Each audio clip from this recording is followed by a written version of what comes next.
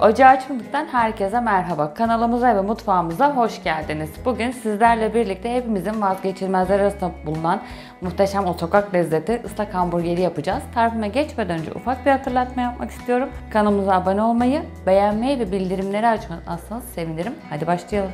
Evet, ıslak hamburgerimizin ilk önce İç malzemesini hazırlayacağız. Bunun için bir adet soğan kullanacağım ben. Bunu çok güzel ince bir şekilde rendeleyeceğiz. Dilerseniz bıçakla da doğrayabilirsiniz ama bence rendelemek daha doğru.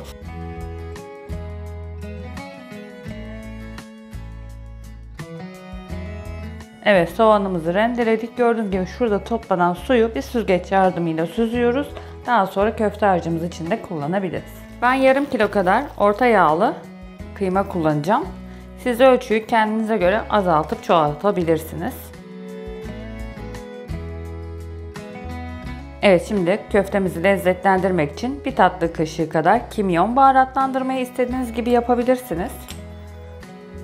Bir tatlı kaşığı kadar da karabiber kullanacağım. Hamburgerin en güzel tarafı sarımsağının bol olmasıdır. Bu hem et kokusunu biraz azaltır hem de ayrı bir lezzet verir. O yüzden içine 2-3 diş kadar sarımsak rendeleyeceğiz.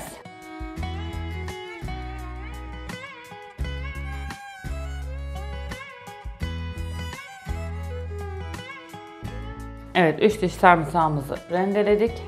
Şimdi suyunu süzdürdüğümüz soğanımızı da ekleyeceğiz.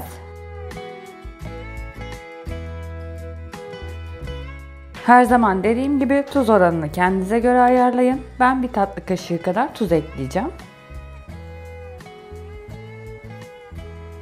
Ve bu bizim sevdiğimiz biraz daha ev köftesi lezzetinde olması için de bir bardak da galeta unu koyuyoruz. Bu evde yediğimiz köfteleri birazcık da olsa benzesin diye, hem de toparlaması için. Son olarak bir adet de yumurtamızı ekliyoruz.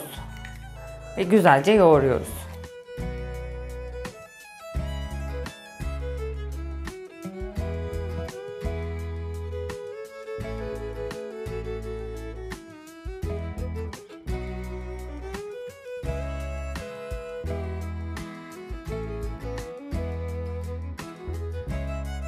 Evet, köftemiz iyice toparlandı.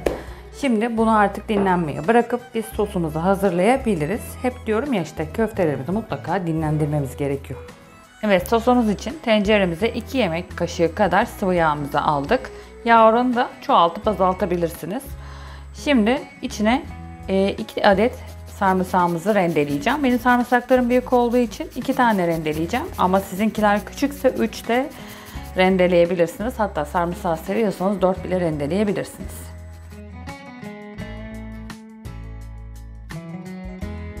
Evet, şimdi sarımsaklarımızı şöyle bir 2 tur sadece karıştırıp kavuracağız. Daha sonra işin içine salçamız girecek. Sarımsağın şöyle bir kokusu çıkana kadar kavurmanız yeterli. Öyle çok fazla kavurmanıza gerek yok. Şimdi 1,5 yemek kaşığı dolu dolu şöyle domates salçamızı ekliyoruz. Onu da bir tur güzelce kavuracağız. Salçanız kendi yaptığınız ev salçanız olursa lezzeti de bir kat daha artmış olur. Ama tabii yoksa mecburen hazır salça da kullanabiliriz. Şimdi normal evlerimizde bulunan standart su bardakları ile 2 su bardağı kadar domates suyu ekleyeceğiz. Eğer domates suyunuz yoksa 3-4 tane 2 su bardağına denk gelecek kadar domates de rendeleyebilirsiniz ama kesinlikle kabuklarını kullanmıyorsunuz. Şimdi ben bunu lezzetlendirmek için şöyle bir tutam daha kekiği kullanacağım. Eğer varsa kullanabilirsiniz, yoksa da evinizdeki normal kekiği de ekleyebilirsiniz. Bir çay kaşığı karabiber.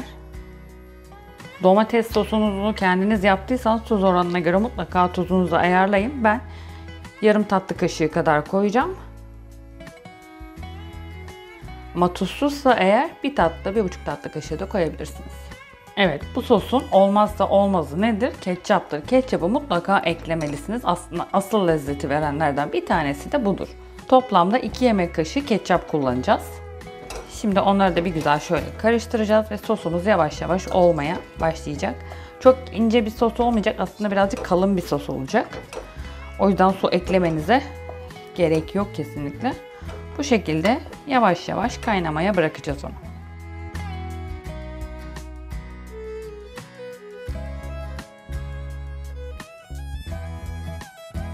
Evet, kendi evde yaptığınız domates sosunu kullanmıyorsanız bu kaynatma süreciniz biraz daha uzun olacak.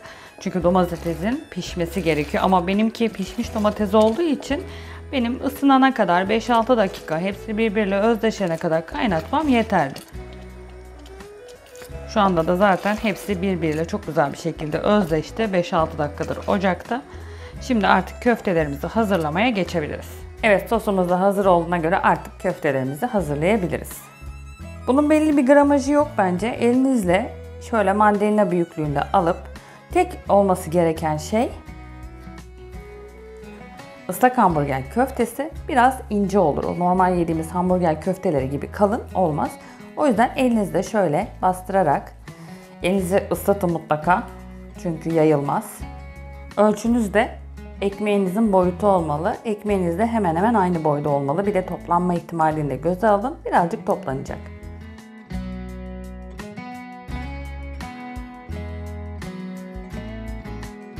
Eğer daha düzenli, daha şekilli yapmak istiyorsanız da bir adet kapaktan faydalanabilirsiniz. Kavanoz kapağından içine jelatin ya da buzdolabı poşeti koyup daha sonra yine mandalina büyüklüğünde aldığımız köftemizi şöyle yaydırabilirsiniz.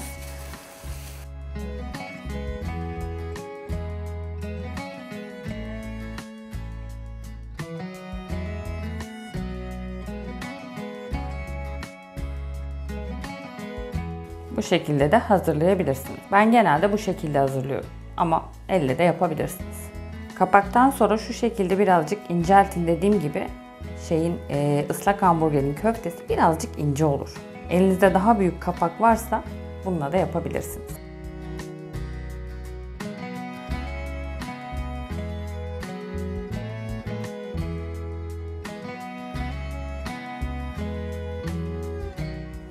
Böyle nazik hareketlerle bozmadan yavaş yavaş inceltebilirsiniz.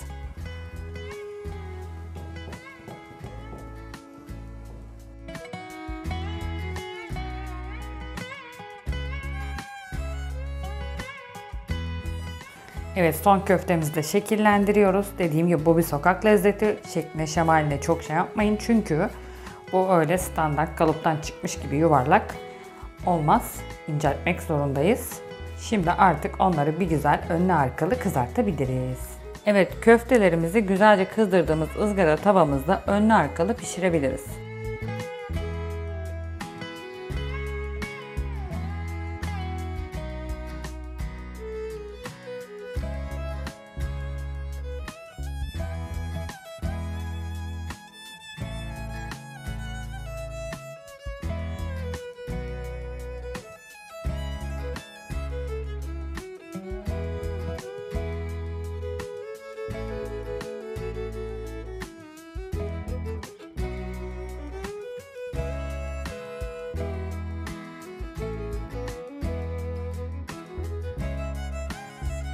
Evet, köftelerimiz de kızardığına göre artık son aşamaya geçebiliriz. Bu da aslında bir nevi terletme gibi olacak.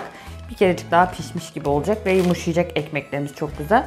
Şimdi onun için tenceremizin içine şöyle bir yağlı kağıdı suyla ıslatarak yerleştireceğiz.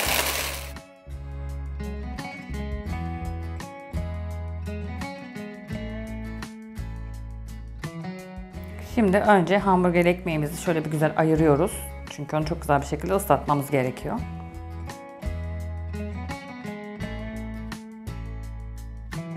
Evet, alt kapak, üst kapak ayrıldı. Şimdi onu her yerine bir güzelce soslayacağız.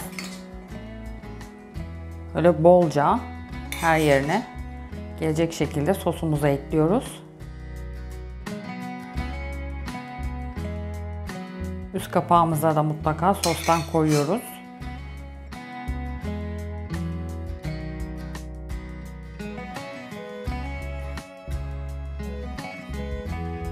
Şimdi köftemizi alt kapağa yerleştirip üzerine de üst kapağımızı güzelce bastırıyoruz. Bu işlemi bütün köftelerimiz bitene kadar tekrarlayacağız.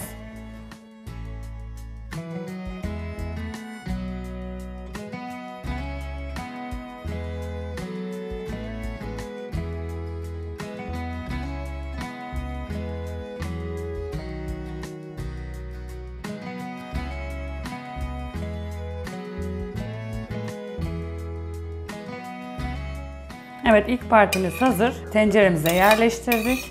Şimdi üzerlerine de şu şekilde sosumuzdan güzelce yerleştiriyoruz.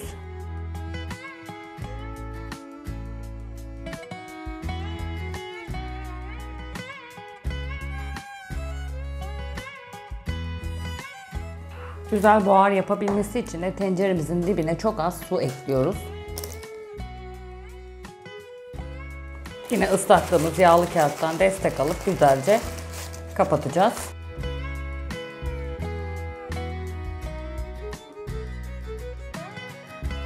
Ve artık ocakta 5-6 dakika kadar nemlenmeye gitmeye hazır. Evet, şimdi ocağımızın altını açıyoruz. Bu şekilde yaklaşık 5-6 dakika kadar nemlenmesini, ısınmasını ve yumuşamasını sağlıyoruz.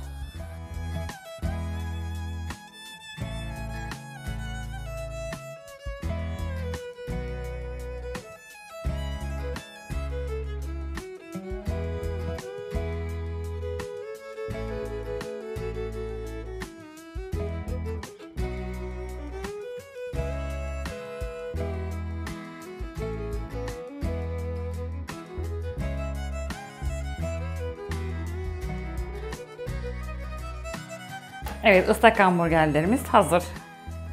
Ocağa Çıkmadık olarak bir tarifin daha sonuna geldik. Deneyecek olan herkese şimdiden afiyet olsun. Bir dahaki videolarda görüşmek üzere. Hoşça kalın.